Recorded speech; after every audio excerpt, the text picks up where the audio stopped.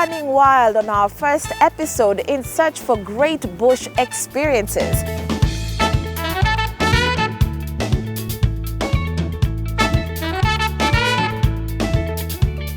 As we kickstart this epic travel and leisure show, we thought we'd check out what's in our backyard, and that's the Nairobi National Park.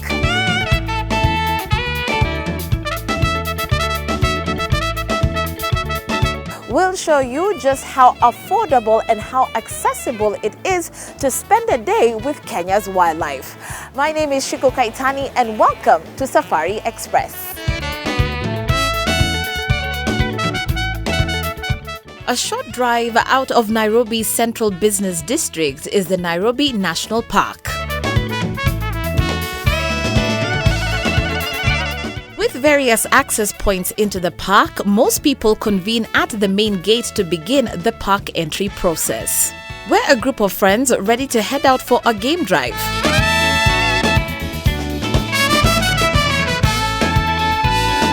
Established back in 1946, the Nairobi National Park is managed by the Kenya Wildlife Service, who offer transport options, guided experiences, and private tours for just about any budget. And with a sizable crowd, the cost per person gets even better.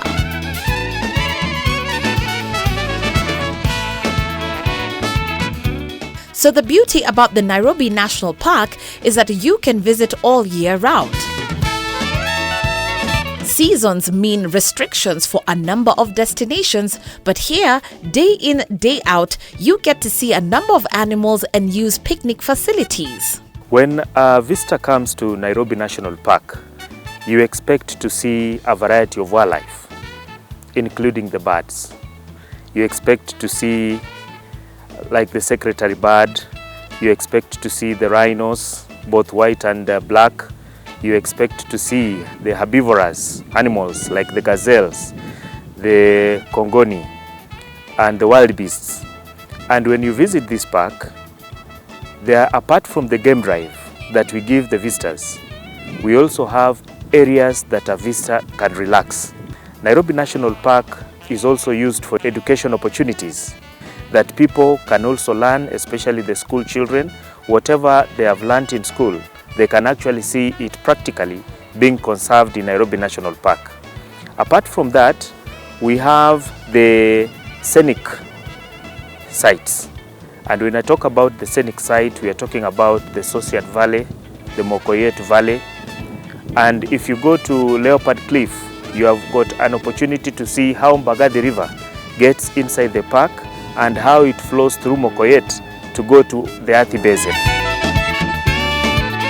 Now, many people aren't too sure what to carry to the Nairobi National Park, but you could use a number of items. If you're thinking about stopping by the park, think of drinking water, picnic items, binoculars, a camera of course, a hat, sunscreen, sunglasses, and a guidebook. And with that, we're off. Wide open grass plains and backdrop of the city scrapers, scattered acacia bush go on to play host to a wide variety of wildlife, including the endangered black rhino, lions, leopards, cheetahs, hyenas, buffaloes, giraffes, and diverse bird life with over 400 species recorded. With so much to offer from the nation's capital, are KWS officials and tour guides seeing an increase in domestic visitors? Nairobi National Park recently has witnessed a lot of domestic tourism. This is because of good marketing that has been done by KWS and the Magical Kenya, the Kenya Tourism Board, to sensitize Kenyans to come and visit their heritage. We work together with Nairobi National Park park patrollers during high seasons to monitor visitors and to ensure their safety is guaranteed while visiting inside the park.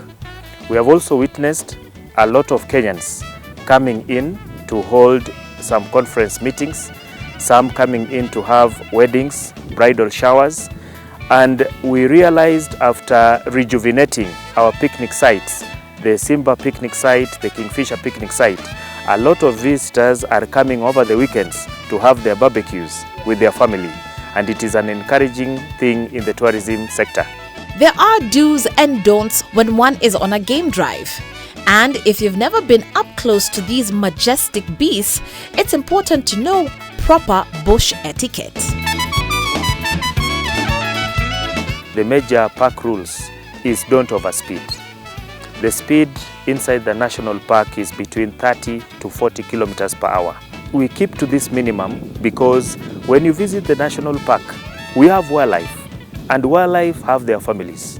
When you knock down an animal, definitely you have made a family suffer. So the first park rule that we normally tell visitors, they keep to the speed limit of 30 to 40. Number 2, always leave the picnic sites clean as you found them.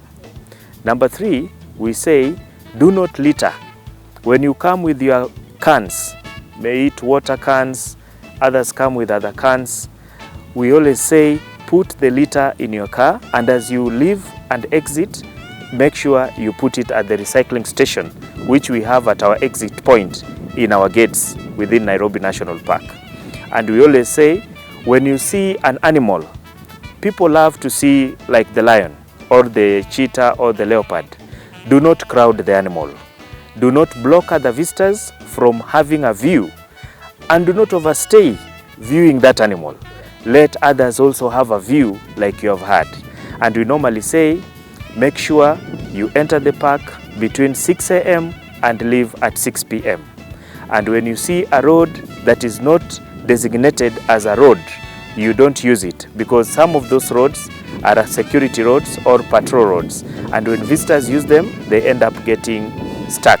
Here's some 5 interesting facts about the Nairobi National Park that you probably didn't know. Nairobi National Park started in 1946. That is quite a long time. And the reason of having it at that time was to conserve what the British, by that time as our colonizers, thought fit, and which stands out managed by us.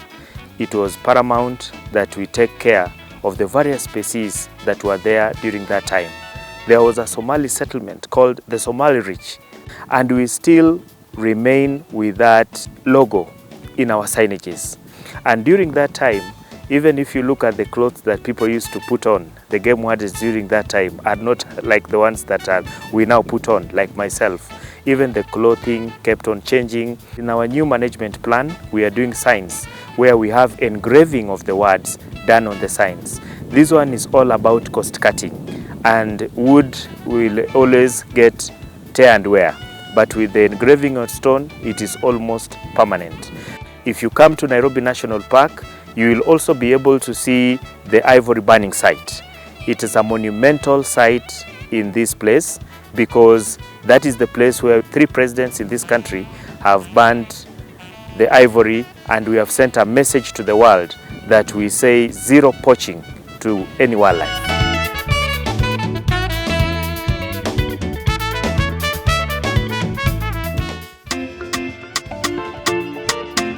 Talk to us about places you'd like to visit. Send us your feedback or content through our email. Let's see more of this magical Kenya next week on Safari Express with me, Shiko Kaitani.